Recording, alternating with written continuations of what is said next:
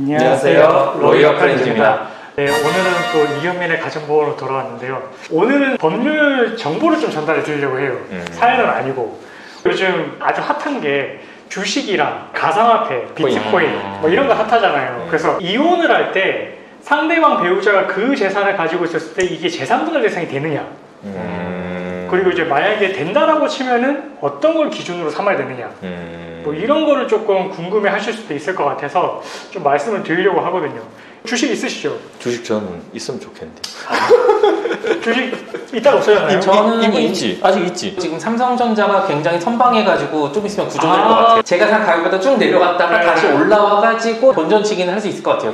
구조하러 지금 구조대가 출동했구만. 근데 지금 반도체가 호황이어가지고 그치. 엄청 이렇게 올라가고 있어요. 네. 일단은 주식도 재산분할 대상이 됩니다. 그렇죠. 네, 되죠.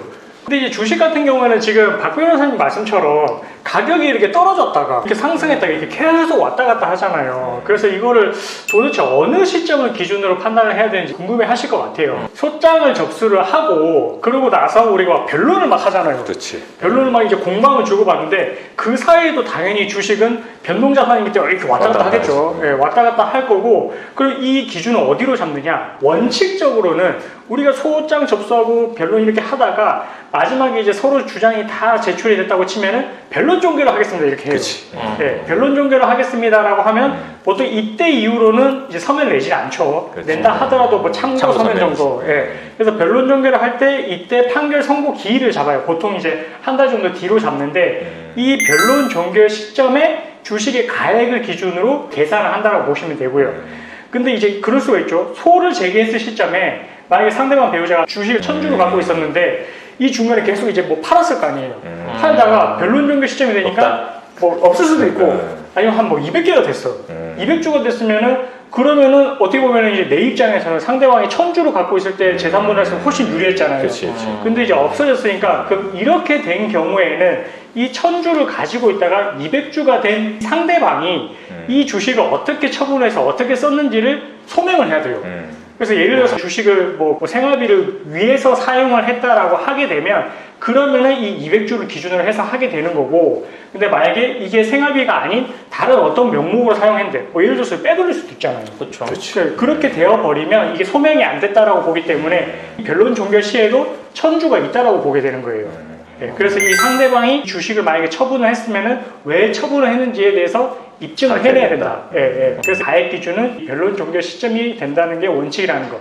그렇게 해주시면 될 것 같고, 가상화폐나 비트코인도 마찬가지예요. 마찬가지의 논리로 접근하시면 되고, 그럼 여기서 추가로 궁금해 하실 수 있는 게 주식 말고 비상장 주식이 있을 수 있잖아요. 그렇지. 네, 만약에 이제 박성민 변호사가 이 회사 대표야. 너무 잘 나가는데 아직 근데 회사가 상장하기 전인데 비상장 주식을 어마어마하게 또 갖고 있어요. 그래서 이 비상장 주식에 대해서도 재산분할 대상이 될 수 있느냐라고 이제 물어보시는데 이 비상장 주식 재산에 대해서도 재산분할 대상이 돼요. 그렇지. 되는데 다만 이런 경우에는 이 가치를 환산하기 위해서는 감정평가를 신청해야 돼요. 네, 감정평가를 신청을 해가지고 이 비상장 주식이 어느 정도 가치가 되는지를 제3자가 이거를 이제 감정을 해서 결과를 내놓으면 그걸 바탕으로 해서 이제 재산분할 가액 기준을 삼게 되거든요. 그래서 이렇게 비상장 주식 같은 경우에도 상대방이 가지고 있다면 이렇게 이제 재산분할 신청을 해서 받으면 되는 거예요. 그냥 때리면 안 돼. 네, 이렇게 주식이라든지 코인이라든지 변동성 자산에 대해서도 재산분할 대상이 되는지를 궁금해하실 분들이 많이 계셔가지고 한번 영상을 찍어봤습니다. 오늘 건 조금 유익하지 않아요? 유익하지. 이혼할 생각이 있어야 유익한 거야. 근데 항상 생각하는 게 이게 법이 약간 느리잖아. 지금 코인 봐. 맞아요. 뭐 오늘 100원이 내일 1000원이 됐다가 그렇죠. 다음 날 빵원이 될 수도 있는 거잖아. 맞아. 이걸 변론 종결시를 기준으로 판단한다? 그치. 조금 법이 못 따라가지 않나. 맞아요. 약간 그런 느낌이 드네. 맞아요. 예. 변동성 자산에 대해서는 이 법 이론들도 따라갈 필요가 있는 것 같아요. 어쨌든 이런 주식 같은 경우에도 재산분할 대상이 되니까 상대방이 주식 갖고 있는지 한번 잘 살펴보시기 바랍니다. 오늘도 이경민의 가정보험 변론 종결하겠습니다. 감사합니다.